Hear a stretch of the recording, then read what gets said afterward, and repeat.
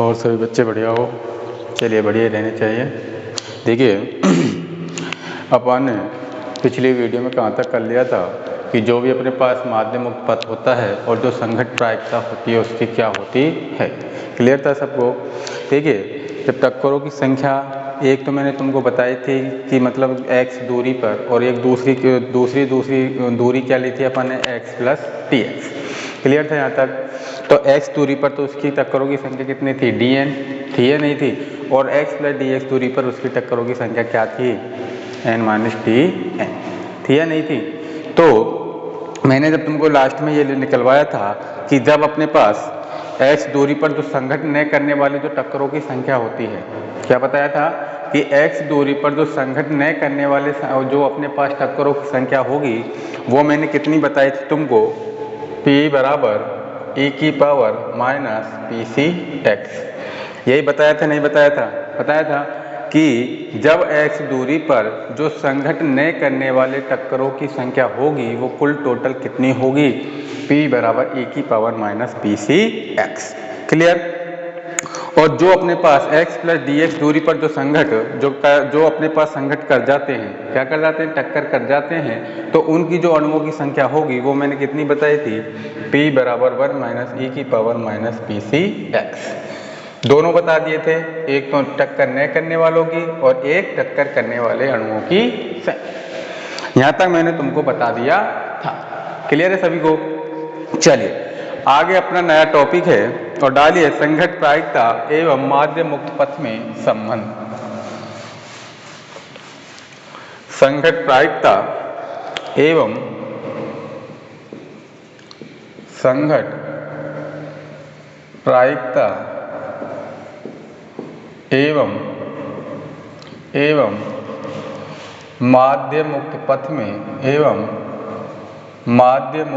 में संबंध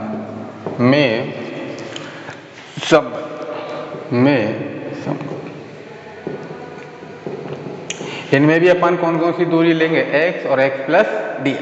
क्लियर। और उनमें अणुओं की संख्या कुल टोटल कितनी थी, dn थी या नहीं थी। x दूरी पर तो कितनी हो गई थी n, और जब अपन x प्लस dx पे लेंगे तो उसकी कितनी होगी थी n माइनस dn। लेकिन जब x दूरी पर और दोनों को इंक्लूड कर देते हैं x प्लस dx दूरी पर, तो उनकी जो कुल टोटल अणुओं की संख्या होगी वो कितनी होगी, dn। क्लियर सभी को। चलिए हेडिंग डाल लीजिए संघट प्रायिकता एवं माध्य मुक्त पथ में संबंध। संघट प्रायिकता एवं माध्य मुक्त संबंध लिखिए। क्योंकि x एवं x प्लस dx, क्योंकि x व x प्लस dx के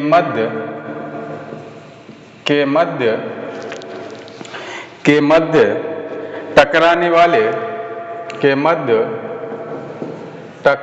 वाले अणुओं की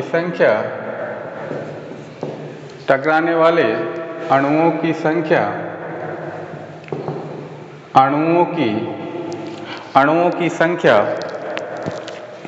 dn है। अतः कितनी है, अणुओं की संख्या dn है। अतः इस अणु का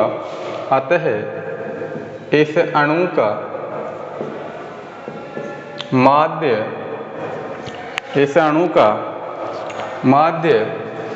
मुक्त पथ कितना हो जाएगा। अतः इस अणु का माध्य मुक्त पथ कितना हो जाएगा बताइए, x माना जा सकता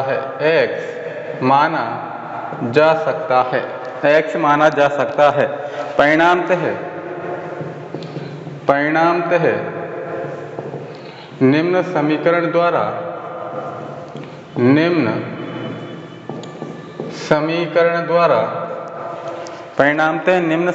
द्वारा दिया जाता है।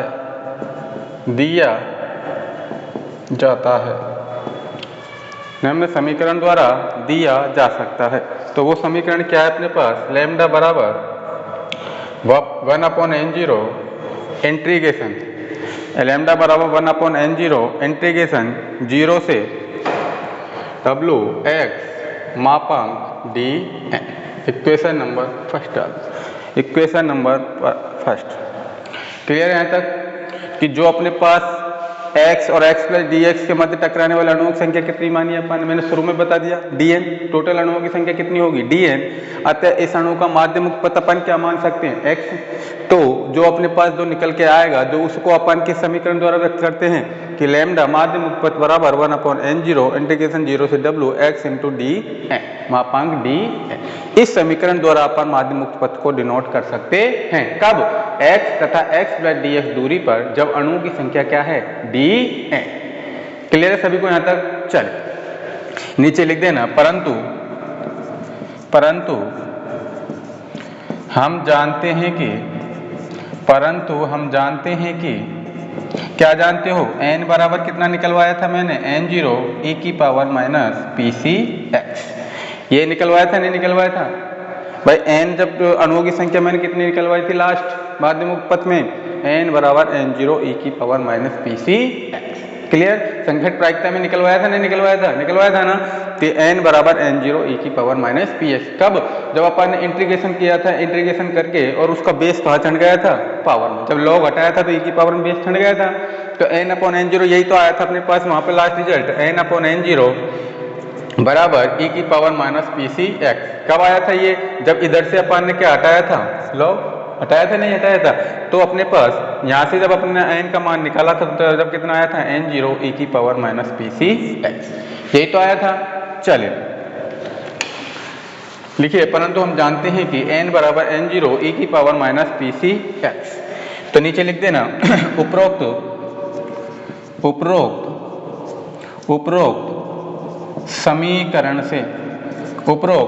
समीकरण से तो मापांक dn का मान कितना आ जाएगा टोटल बताइए, n0 e की power minus pc x into dx। Clear कि मापांक जब उपरोक्त समीकरण से इससे समीकरण से लेंगे तो मापांक dn का मान कुल टोटल कितना आ जाएगा भाई। तुम्हारे पास n का मान तो तुम्हारे पास दे रखा है n0 e की पावर माइनस pc x, और जब इंटू में dx है तो यहाँ पर जब अपन x इंटू डी एक्स में परिवर्तन करेंगे तो कितना हो जाएगा dx। भाई इसमें जब अपन परिवर्तन करेंगे, किसी भी चीज में अपन परिवर्तन करते हैं तो x का क्या होगा dx, y है तो dy, z है तो dz। क्लियर, तो x का कितना हो गया dx, और जब अपन n का मान यहाँ लिया है तो कितना हो गया n0 e की power minus pc x। Clear है यहाँ तक सभी को। चलिए तो बाय इक्वेशन समीकरण ऐसे लिख लेना, समीकरण 1 से तो अपने पास लैम्डा बराबर कितना आ जाएगा 1/n0 इंटीग्रेशन 0 से w x n0 e की power minus pc x into कितना हो जाएगा dx। क्लियर, तो इसका मान मैंने किस में रख दिया है समीकरण 1 में, भाई dn का मान किस में रख दिया है मैंने समीकरण 1 में। तो वहां से लैम्डा बराबर कितना आ जाएगा 1/n0 तो है ही, पावर है ही तुम्हारी लिमिट 0 से w x इंटू n0 और इसका मान ये है ही n0 e की power minus pc x into dx। Clear है सभी को यहाँ तक। चलिए अपने पास आगे आएगा, अब इसका अपन जब इंटीग्रेशन करेंगे तो अपन ने pc को कहाँ पे निकाल लिया है, इसमें से मैं pc को n0 dn का मान कितना है अपने पास n0 e की पावर माइनस pc x। अरे इसका जो मान आएगा वो कितना आया था dn का n0 pc e की power minus pc x into dx। तो इसका मान कितना आ जाएगा अपने पास n0 pc e की power minus pc x into dx। Clear, ये pc क्यों आया है पता है तुमको, pc क्यों आया है, क्योंकि अपने पास जब अपन इसमें परिवर्तन करेंगे, किसमें परिवर्तन किया है pc में, तो इसका जब अपन परिवर्तन करेंगे तो dn का मापांक में जब अपन कोई भी मान निकालते हैं तो इसका जो पावर में लिमिट छंटती है तो उसको इंटू में लगा देते हैं। तो n0 pc e की power minus pc x into क्या हो गया dx। अब इसका मान मैंने इसमें रख दिया, तो अब इसमें से मैं क्या बाहर निकाल लूँ pc इंटीग्रेशन, इसमें से मैंने pc बाहर ले लिया है तो 0 से w और कितना आ गया x इंटू e की power minus pc x into dx। तो अपने पास लास्ट रिजल्ट कितना आ जाएगा लैम्डा बराबर pc इंटू 1 अपॉन कितना आ जाएगा पी सी इंटू एक्स। तो अपने पास लैम्डा बराबर कितना आ गया 1 upon p c, 1 upon p सी।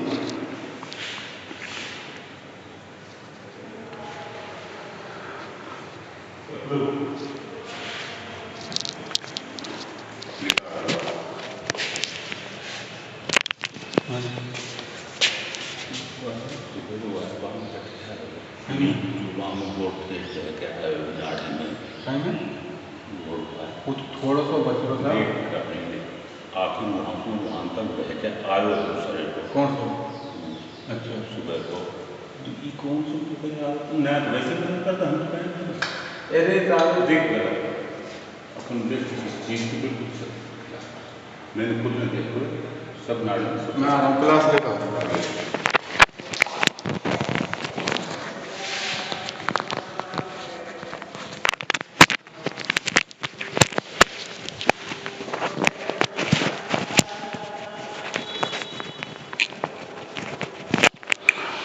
नोट डाउन कर लिया।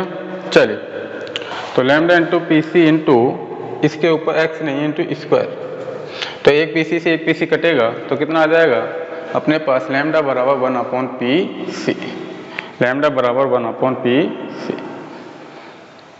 दोबारा से देख लिए, देखिए जब अपन x एवं x प्लस डी एक्स के मध्य टकराने वाले अणुओं की संख्या कितनी लेंगे dn, तो इस अणु का माध्य मुक्त पथ कितना होगा x माना जा सकता है। तो परिणाम तो इसको निम्न समीकरण द्वारा व्यक्त करते हैं कि लैम्डा बराबर 1 अपॉन n जीरो, जीरो से w x इंटू मापांक dn। तो परंतु हम जानते हैं कि n बराबर क्या है अपने पास, अपन ने पहले भी निकाल लिया था n जीरो e की power minus P C x. उपरोक्त समीकरण से जब अपन मापांक dn का मान निकालेंगे तो मापांक dn बराबर क्या होता है n जीरो पी सी ई की power minus P C x into D x. तो यहाँ से जब मैं समीकरण 1 से लूंगा तो लैम्डा मापांक dn का मान रखूंगा, तो लैम्डा बराबर 1 upon n zero integration zero से w x into n zero P C ई की power minus P C x into D X. Clear है यहाँ तक? अब इसमें से मैंने पीसी को बाहर निकाल लिया, इसका इंटीग्रेशन करूंगा तो पीसी इंटीग्रेशन जीरो से डब्ल्यू इसका कितना आ जाएगा x इंटू ई की power minus P C x into D x.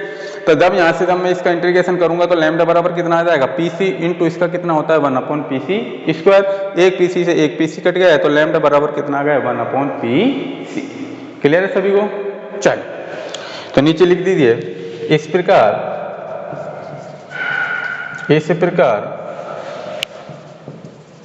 संघट प्रायिकता,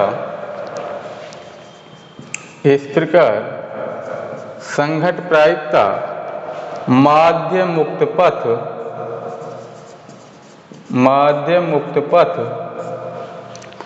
के व्युत्क्रमानुपाती होती है, व्युत्क्रमानुपाती होती है। अर्थात संघट प्रायिकता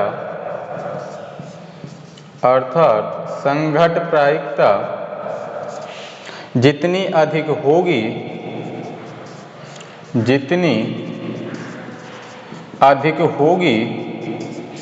तो संघट प्रायिकता जितनी अधिक होगी तो माध्य मुक्त पथ भी क्या होगा उतना ही अधिक होगा। तो संघट प्रायिकता जितनी अधिक होगी तो माध्य मुक्त पथ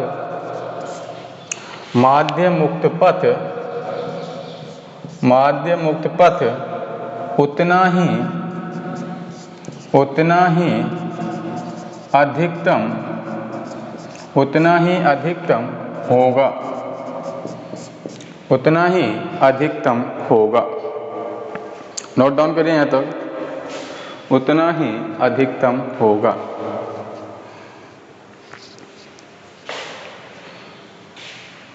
इसका मिटा देता हूँ मैं, इसके लिए एक फिगर बना लेना।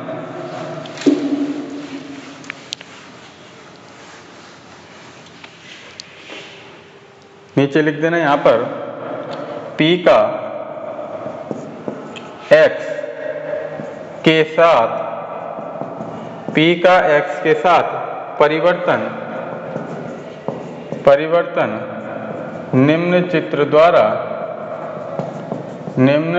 द्वारा प्रदर्शित करते हैं। इसके लिए फिगर बना लिए।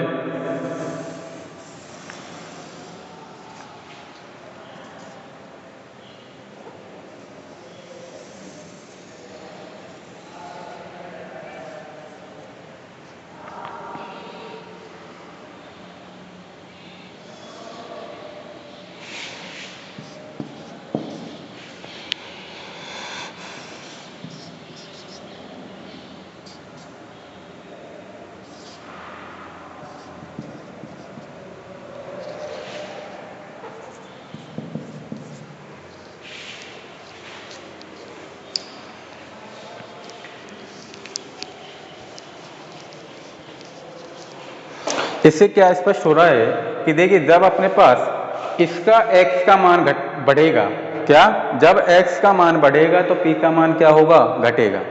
जब x का मान बढ़ेगा तो p का मान क्या होगा, घटेगा। तो मुक्त पथ जो लैम्डा है वो क्या होने लग जाता है, अधिक होने लग जाता है। कब, जब x का मान बढ़ेगा तो p का मान क्या होगा, घटेगा। उस स्थिति में माध्य मुक्त पथ मान है वो अधिक से अधिक हो जाता है। वो कितना हो जाता है, जो अपने पास e का मान निकल के आता है, e इनवर्स बराबर 0.37। कितना निकल के आता है, 0.37। और अगर अपन इसको परसेंटेज में निकालते हैं तो कितना हो जाता है, 37%। कितना हो जाता है, 37%। जो माध्य मुक्त पथ का जो मान होगा वो अधिकतम मान कितना हो जाता है, 37% हो जाता है। क्लियर है यहाँ तक सबको? चलिए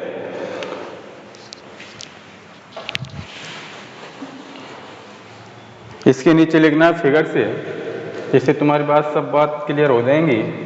लिखवा देता हूं मैं, लिखिए। चित्र से स्पष्ट है कि, लिखिए, चित्र से स्पष्ट है कि दूरी x बढ़ने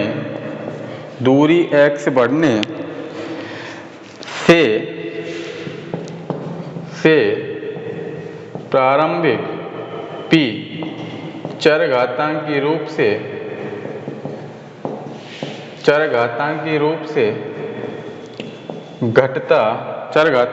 से घटता है।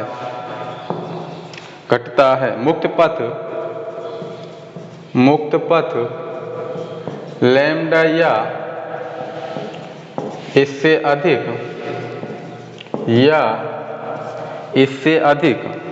होने की अधिकतम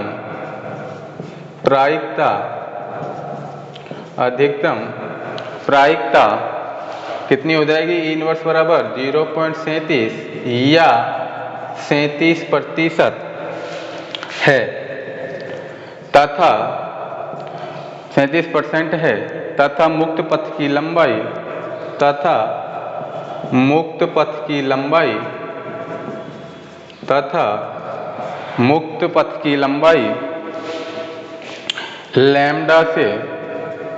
लैम्डा से कम होने की प्रायिकता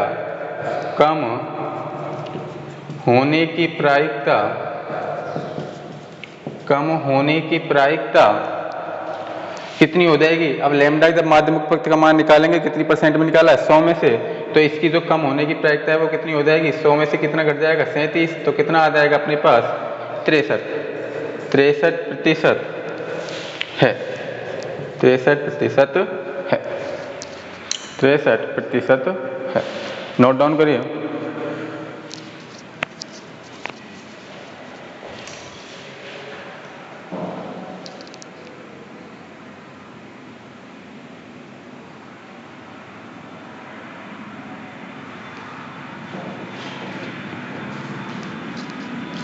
क्या कह रहा है कि चित्र से स्पष्ट है कि जब x बढ़ेगा तो p का मान चरघातांकी रूप से क्या होगा, घटेगा।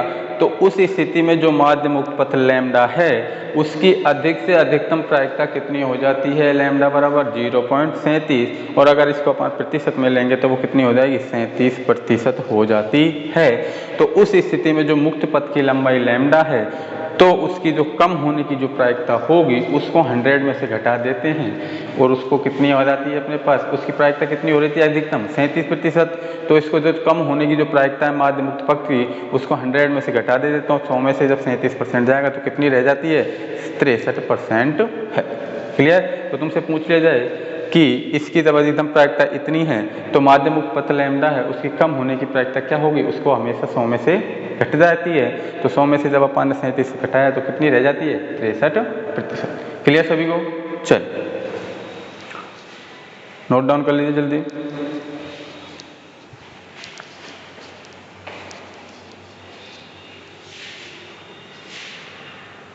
नोट डाउन कर लिया होगा। चलिए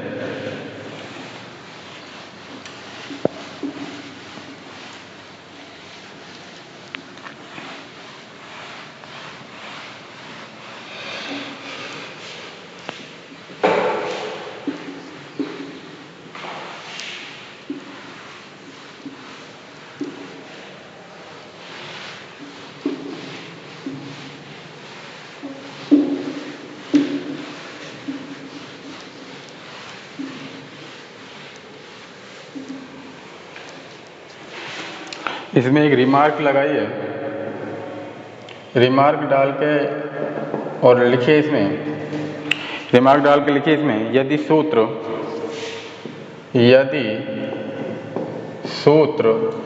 n बराबर n0 e की पावर माइनस PCX, यदि सूत्र n बराबर n0 e की power x upon lambda, e की power minus x upon lambda, x upon lambda में x बराबर लैम्डा प्रतिस्थापित में, यदि सूत्र n बराबर n0 e की power minus x upon lambda में x बराबर लैम्डा प्रतिस्थापित किया जाए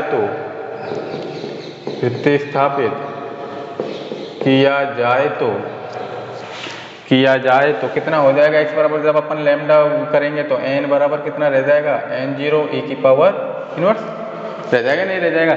यदि हम सूत्र n बराबर n0 e की power minus x upon lambda में x बराबर लैम्डा स्थापित करेंगे तो लैम्डा जब इसमें से रखेंगे तो लैम्डा से लैम्डा वो कितनी पावर में रह जाएगा, ए इनवर्स में, तो n बराबर n0 e की पावर इनवर्स।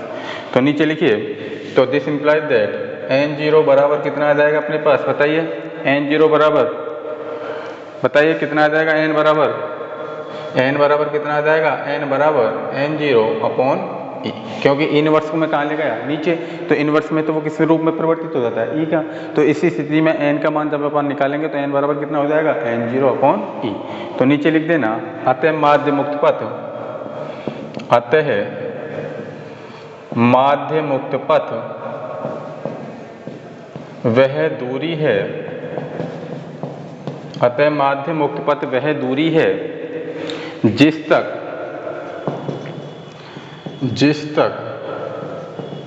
संघट न करने वाले अणुओं की संख्या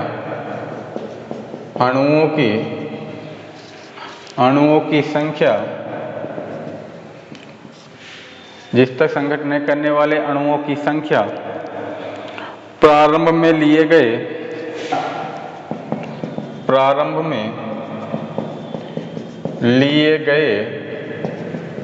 अणुओं की संख्या के कितनी गुना है, 1/e, संख्या के 1/e गुना होती है,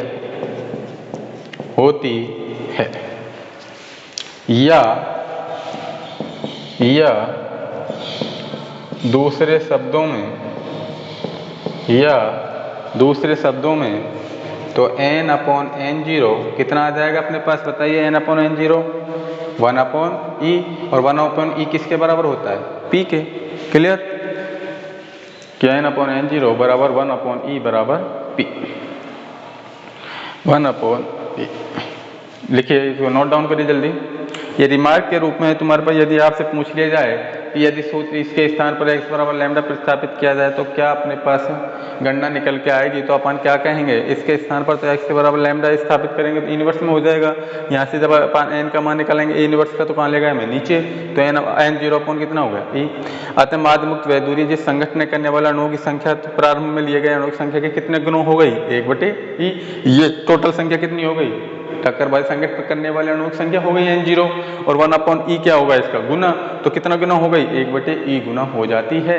अगर हम दूसरे शब्दों में लें तो अपन यहाँ से n/n0 का मान निकालेंगे तो कितना हो जाएगा, n/n0 1/e, 1/e बराबर किसके होता है, p के। क्लियर सभी को, चलिए नोट डाउन कर लीजिए जल्दी।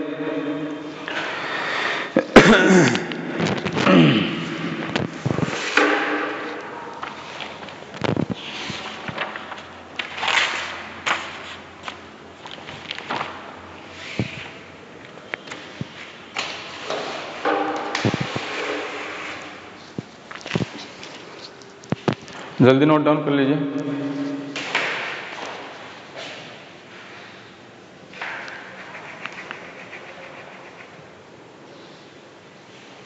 इसके नीचे लिख देना, अर्थात माध्य मुक्त पथ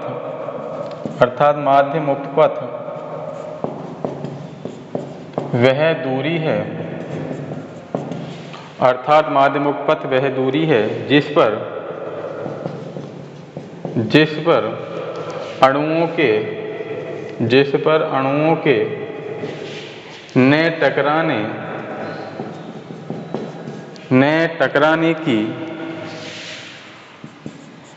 टकराने की प्रायिकता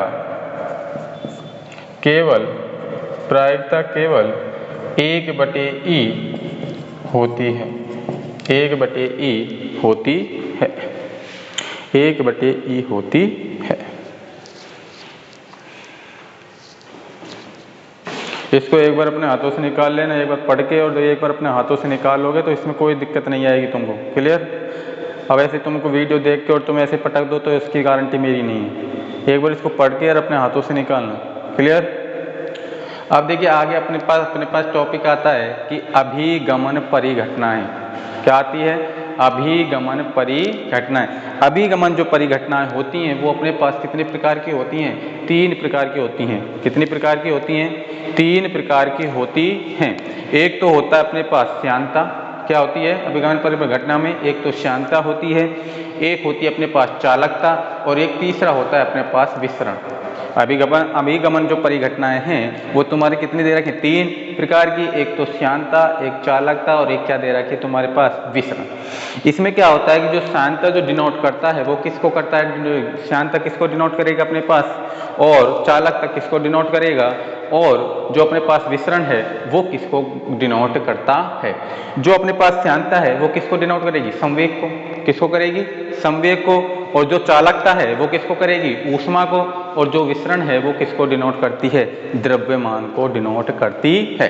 तो आप क्या कहोगे? अभिगमन परिघटनाएं 3 होती हैं, एक तो श्यानता, एक चालकता और एक विसरण। श्यानता किसको डिनोट करेगी? अपने पास संवेग को। एक अपने पास जो चालकता है वो किसको करेगी? ऊष्मा को। और जो अपने पास विसरण है वो किसको डिनोट करेगी? द्रव्यमान को डिनोट करती है। तो इनके लिए अपन जो तीनों के जो अपने पास जो इनके पास जो गुणांक होते हैं, क्या होते हैं? गुणांक। एक तो होता है अपने पास न्यूटन का सूत्र, एक फूरिये का सूत्र और एक होता है जिंक का सूत्र। ये चारों ही, एक फिंक का सूत्र और जिंक नहीं, फिंक का, एक तो न्यूटन का, एक फूरिये का और एक फिंक का सूत्र होता है जिसको अपन किस से व्यक्त करते हैं? एक तो JPX होता है, एक JNX होता है, एक JμX होता है।